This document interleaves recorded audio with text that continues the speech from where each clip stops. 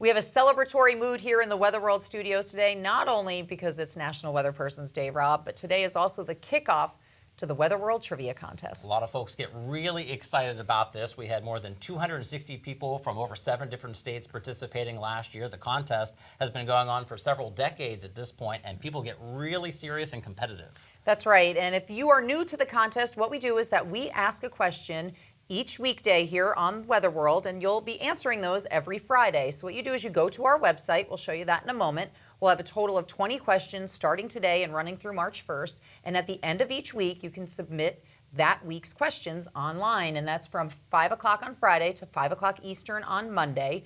One submission per person per week is what we are allowing. And things have changed this year. We've upped it a little bit, made it a little bit more difficult. You need to have 15 or more correct answers to be eligible for our prize drawing, which will take place on March 5th. Rob will tell us about those prizes in just a moment.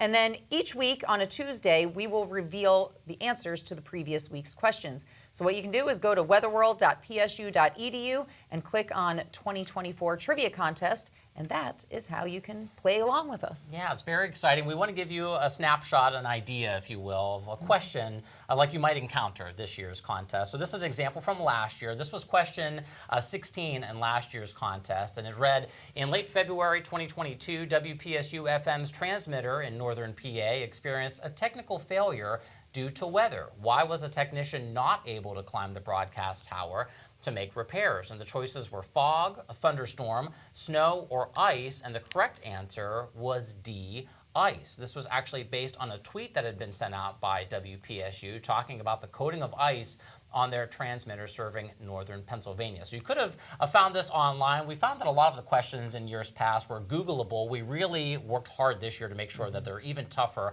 and not quite so easy to find.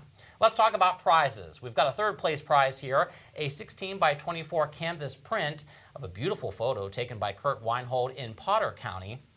We'll also throw in a Weather World 40th Anniversary ball cap. But the second place prize pack is a cozy collection, an embroidered Weather World blanket, also a Weather World winter beanie, and then a signed book of the Superstorm 1950 by Dr. Dave Call. By the way, Dave Call was the very first undergraduate forecaster on the show back in the 90s. But our grand prize this year is a Tempest weather system. This is an anemometer-less weather system. It includes a mount.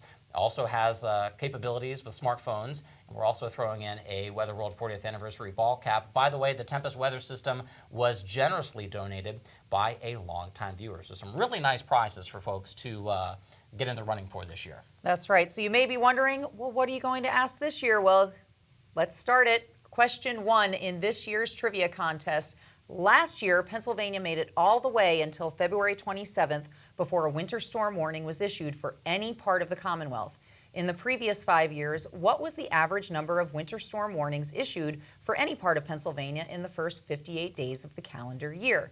Your choices are A, 2, B, 7, C, 12, or D, 17. So hold on to that answer. Keep watching this week for the remainder of this week's questions, and then on Friday at 5 p.m. you can submit your answers on our website. Yeah, we've got those questions will actually be read by a familiar voice. If you're paying attention at the top of the show, you'll hear the voice of Christine Allen. She'll also be narrating the questions as we go through the remainder of February. So we're excited to kick things off. Yeah, so join the contest. Go online, weatherworld.psu.edu for some trivia fun. And we'll be back in a moment with a recap of the short-range forecast.